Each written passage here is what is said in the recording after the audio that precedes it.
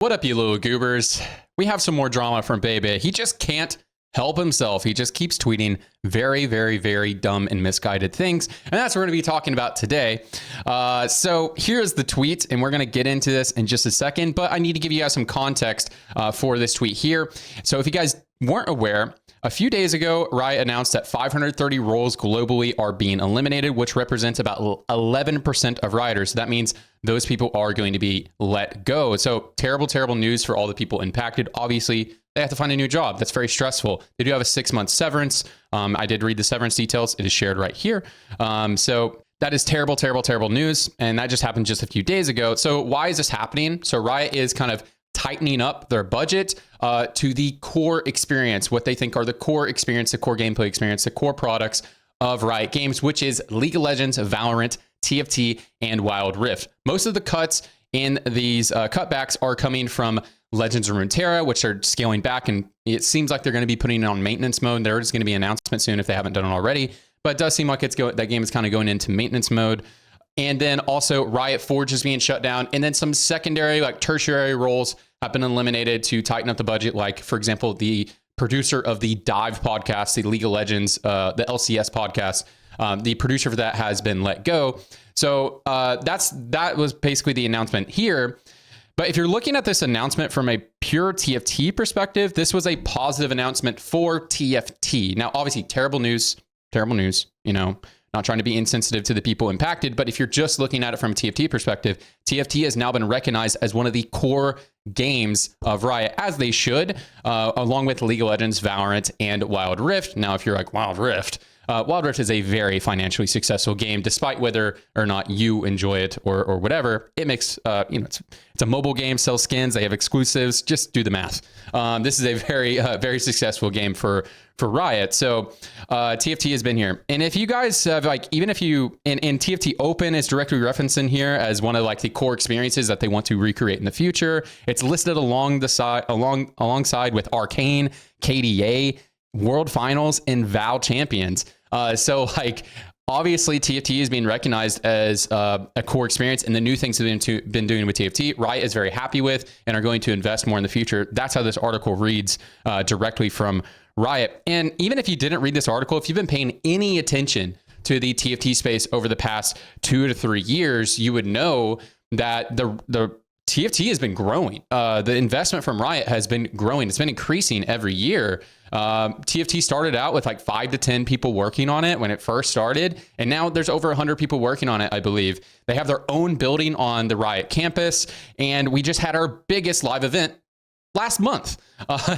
And they're going to invest in doing future ones. You know, we haven't got an official announcement, but definitely it feels like we're going to have another one this year. So let's just get into the tweet. So that's a context for you guys. Let's get into the tweet. And this is a firsthand source, right? When you're reporting on things, you're doing research. This is what's called a firsthand source, right? I am a secondhand source. If you're watching this, you're getting it secondhand, right?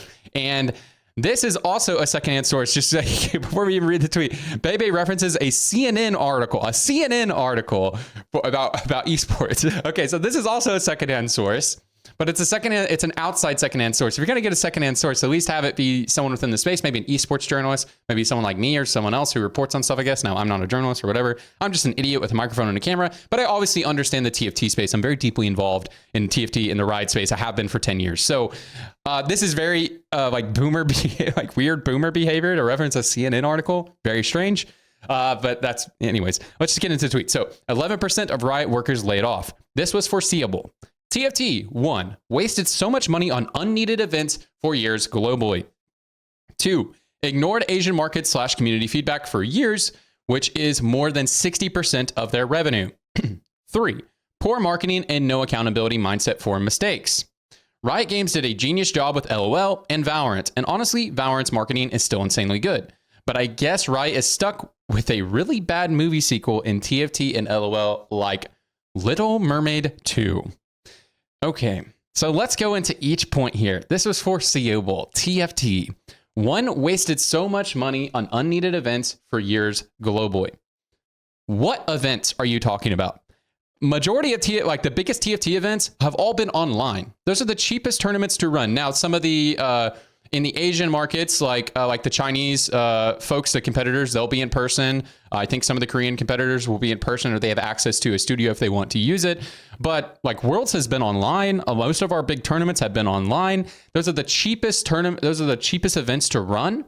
So I just don't even know what he's talking about there. These are the cheapest events to run. And the only event that we did that was like super big, at least a global event, was the TFT Open. That's been our biggest event. And as far as I can tell, that was an extremely successful event. Maybe it didn't make a bunch of money, but just the overall impact on the space, it's a great event. It had, it got people excited. It was extremely hype. It's directly referenced in Riot's article about something they want to do in the future, about being as hype as something like Worlds or something like that, like a big event that they want to have, and they really were happy with. It just did such great goodwill for the community, got great exposure for many people. We got to meet a lot of the devs. Like, it was an overall awesome event, and I just can't wait for them to do another one. So I don't know what he's talking about here. What are you talking about? Maybe I'm ignorant. I don't know. 2, ignored Asian market / community feedback for years, which is more than 60% of their revenue. Okay, now I am not in the Asian market. I don't consume I don't use like the Asian TFT client, like the Chinese client or whatever, anything like that. But as far as I can tell, Riot is very focused on the Asian market. Just in general from the company, I can't exactly speak for a lot of TFT, but have you ever wondered why the majority of esports events, the biggest esports events, are on Asian time zones? It's because the Asian market is very important, especially the Chinese market is very important to Riot. Do you know why we created a mobile game, a Wild Rift? Do you know why, TFT has a mobile game? I mean, TFT is just a great mobile game. It just interfaces into that really well. I'm sure that was created to cater to more towards the Asian market. If you didn't know, a few years ago, we just got Set 3.5 Revival. That's been available on the Chinese client in the past. I'm not sure if it's been available like as a static feature, but like the Set Revival has been available on the Chinese client earlier than us. They have like way more stuff going on. They have like there's way more stuff going on, especially in the Chinese TFT and just in general Riot space. So Riot definitely invests in the Asian market. So I just don't even know what this is about. I could be a little bit ignorant on the TFT space. I know a little bit more about League of Legends when it comes to the Asian markets, but that seems very weird to me. 3, poor marketing and no accountability mindset for mistakes. Poor marketing. Okay, so when I think about marketing of TFT, I think TFT has grown very healthily. I think, it just started out as like, got really hype in Set 1. And then like the hype kind of died down a little bit, built up. The dev team got better at creating the product, got better. And then Set 4 really popped off. Set 6 really popped off. And then again, Set 10 has been kind of popping off, and Set 9 actually did pretty well, I believe. So I feel like the game has kind of grown pretty organically. And let's talk about the 3. I think when I think about like, what are the demographics of players who play TFT? I think it's a very wide playing game. But if I'm like a marketing person, I'm trying to think of who am I trying to market TFT to? I'm thinking about 3 groups of people. And the 3 groups of people, the first one's going to be, and this is in no particular order, but the first one being strategy game players, people who like games like this. And I feel like if you're a serious strategy game player, you're on the internet a lot and that sort of thing, you know about TFT. You are aware of this game. Maybe you don't play it all the time, but you are definitely aware that this could be a game that you play. Like if you play Hearthstone or any of those types of games, like I think you are definitely aware of TFT. It's impossible to not be aware of it. It does really well on Twitch. It pops off on Twitter a lot of the times. And it's just like everyone knows to like kind of check on what Riot's got going on. Riot has a very good standing in the overall gaming community. And so I think if you're a strategy game player, you know about TFT and you get notified. You will see the big updates, like when a new set gets released. I think everybody sees that. A bunch of strategy game players from other games come and play it, content creators, all the good stuff. So I think the marketing is good there. The second group of people is going to be people familiar with the Riot product. So I always say the best marketing tool that TFT has ever had is that it is in the client of one of the most popular games in the world, which is the League of Legends client. Now, a lot of TFT players want TFT to have its own client. That would make the performance of the game better or performance of the client better, and would also allow the devs to patch the game more easily, not have to worry about the red tape of having to combo with the League of Legends team.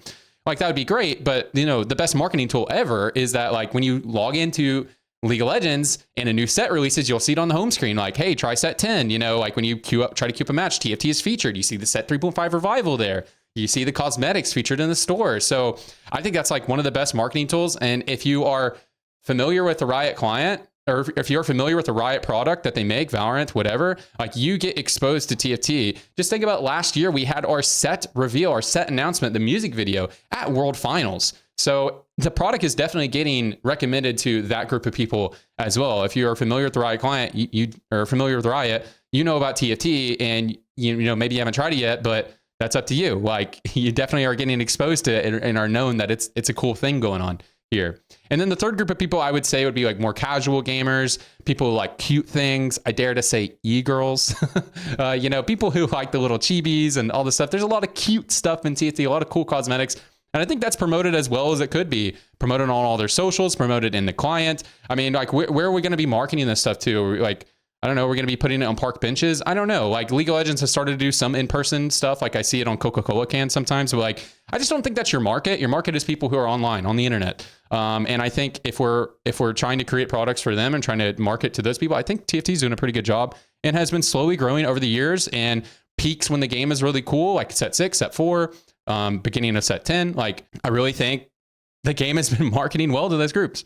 You know, I could be wrong, but the next thing, no accountability mindset for mistakes. This one's really weird to me. You know, Mortdog is not the perfect person in the world. You know, everyone has ego. Everyone has things that cloud their decisions. And in the other, you know, everyone's a human. Everyone makes mistakes. But I've been playing video games for like 20 years. You know, I've been playing video games since I was 4 years old. I'm 28 now. So I've been playing video games for almost 25 years. I have never, ever played a game where, especially a game of this size, where the developing team is so open to feedback and criticism. I have never. It's crazy. Like, Mortdog is so public. He does a great job as an ambassador for the game. He talks on his YouTube. Again, not a perfect guy, you know, like sometimes he says stuff he shouldn't say. Sometimes he makes mistakes. Sometimes he, you know, him and other people who work on the game, you know, they have an idea and the idea is clearly wrong from like a player's perspective. And then they take a little bit to change. But the key thing is they always will change. They always have feedback at the end. They always listen to feedback. You'll see they have the devs learning article that Mortdog does with some other devs at the end of every set. And they talk about what worked, what didn't work, what feedback they got from players. And when you read those things, it's very accurate to, if you're a TFT player, like what our feedback would be. They definitely listen. You know, they don't always do what we want, but you know, that's why they're the professional devs and we're just like the idiots who have internet access. You know, like, I trust them to make better decisions than I can make. But I also trust them whenever they are wrong to take, and the players are correct, to take our feedback and eventually change something. And they always do. They just always do. This is observable. I mean, I just don't even know what he's talking about here. And Riot did a genius job with LOL and Valorant. And honestly, Valorant's marketing is still insanely good. And I just don't even know what he's talking about, this mermaid thing. What's going on here? And no, I think TFT and League of Legends is doing great. Now, League of Legends has been like kind of like a slowly dying game in the West a little bit. I think it's actually a little bit more hype right now with the new season, with the big updates to the game.